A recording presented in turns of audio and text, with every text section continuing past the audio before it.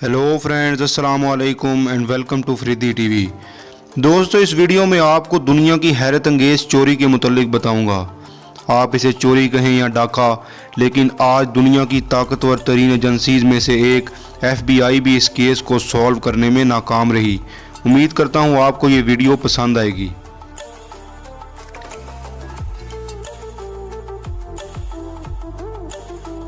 दोस्तों, ये 24 नवंबर 1971 की बात है।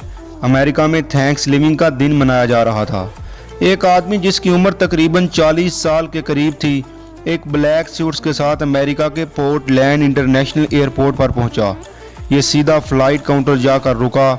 ये flight counter north west airline का फ़्लाइट काउंटर था। इस शख्स ने अपना नाम डीन कूपर बताया और अमेरिकन शहर सीटल जाने की टिकट खरीदी। ये टिकट इसने $20 में खरीदी। इस आदमी का हुलिया कुछ ऐसा था। इसका कद 5 फुट 10 इंच। इसने सफ़ेद रंग की शर्ट, काली टाई और एक काला रेनकोट पहना हुआ था। कूपर ने जहाज़ का रुख किया और सीट नंबर 18C पर जाकर बैठ गया। इसने पैसेंजर कैबिन में सिगरेट भी जलाई और एयर होस्टेस से सोडा ऑर्डर किया और फिर आराम से जाकर अपनी सीट पे बैठ गया। दोस्तों, ये सफ़र तकरीबन 30 मिनट का होना था। जहाज़ में इतने मुसाफिर मौजूद नहीं थे। जहाज़ ने 2:50 पर टेक ऑफ किया। जो ही जहाज़ उड़ा तो इसने जहाज़ की एयर होस्टेस फ्लोरिडा शेफनेस को एक नोट थमा दिया। फ्लोर्स को लगा कि इस नोट पे इसने अपना कॉन्टैक्ट नंबर लिख कर दिया है, इसलिए इसने नोट को देखे और पढ़े बगैर ही अपने पर्स में डाल लिया। कूपर ने देखा कि इसने तो नोट को पढ़ा ही नहीं, तो इसने एयर होस्टेस को रोका और कहा कि तुम्हें इस नोट को पढ़ना ज़रूर चाहिए क्योंकि मेरे पास एक बॉम्ब है। एयर होस्टेस ने फ़ौरन नोट को निकाला और इसको पढ़ा तो इसमें यही अल्फाज प्रिंट हुए थे कि मेरे पास एक बॉम्ब है। एयर होस्टेस के होश उड़ गए।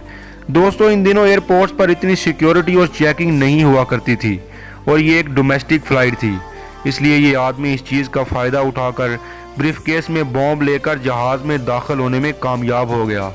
इस आदमी ने एयर होस्टेस को अपनी साथ वाली सीट पर बैठने को कहा।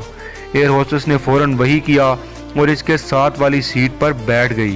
कूपर ने ब्रीफकेस खोला और इस ब्रीफकेस में 8 लाल सिलेंडर मौजूद थे जो तारों के जरिए एक दूसरे के साथ जुड़े हुए थे। इसने ब्रीफकेस एयर होस्टेस को दिखाया। ये देखकर एयर होस्टेस के होश उड़ गए। इस आदमी ने फ़ौरन ब्रीफकेस को बंद किया और एयर होस्टेस से फ़ौरन $2 लाख की डिमांड की। इसने कहा कि इसे $2 लाख कैश की शक्ल में चाहिए और वो भी 5 बजे तक। ये सारे डॉलर $20 के नोट होने चाहिए। इसके साथ साथ इसने 4 पैराशूट्स की भी डिमांड की और ज़मीन पर उतरने के बाद एक फ्यूल ट्रक की भी डिमांड की। इसने एयर होस्टेस को कहा कि मैं मजाक नहीं कर रहा, अगर मेरी डिमांड पूरी नहीं हुई तो मैं अभी के अभी इस बॉम्ब को यहीं चला दूंगा।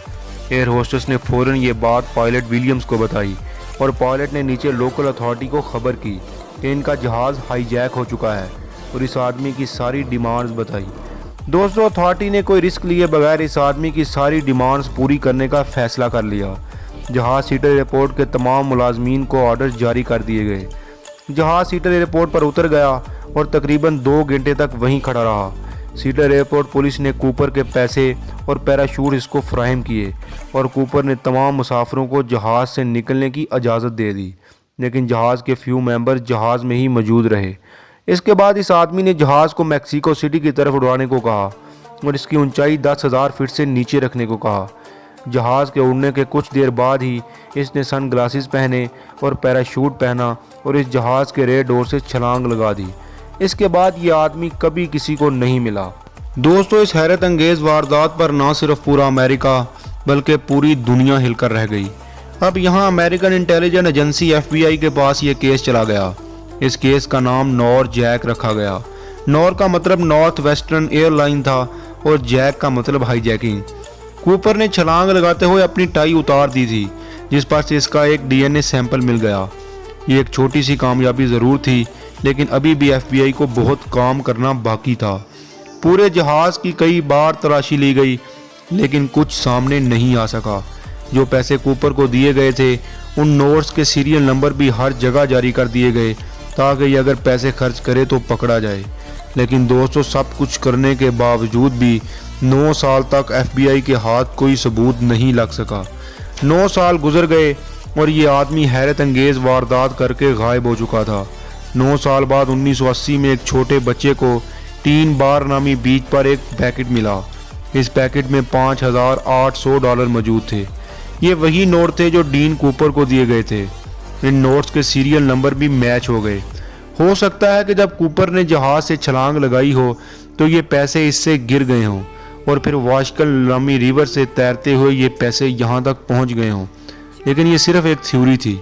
किसी को आज तक पता नहीं चल सका कि ये पैसे यहाँ तक कैसे पहुँचे। दोस्तों, इस दौरान FBI और अमेरिका के बड़े बड़े अखबारों को खतूत भी मशहूर होते रहे। कुछ खतूत में कहा जाता था कि मैं डीन कूपर हूँ। कुछ खतूत में दावा किया जाता था कि मैं डीन कूपर का भाई हूँ। लेकिन खतूत के लिखने वालों का कोई सुराग नहीं मिल सका। इस केस में 1000 से ज़्यादा लोगों को पकड़ा गया, लेकिन डीन कूपर कौन था कुछ पता नहीं चल सका। दोस्तों, आज इस वाक़े को तकरीबन 49 साल होने को हैं, लेकिन डीन कूपर कौन था इस आदमी का कोई पता नहीं लगाया जा सका। FBI ने अब इस केस को बंद कर दिया है और ये केस तारीख के हैरत अंगेज और अनसॉल्व्ड केस में से एक बन चुका है। ऐसी ही मज़ीद इन्फॉर्मेटिव वीडियोस के लिए हमारे चैनल को सब्सक्राइब करें और साथ बने बेल के बटन को दबा दें ताकि आने वाली ऐसी वीडियोस आप तक पहुंचती रहें।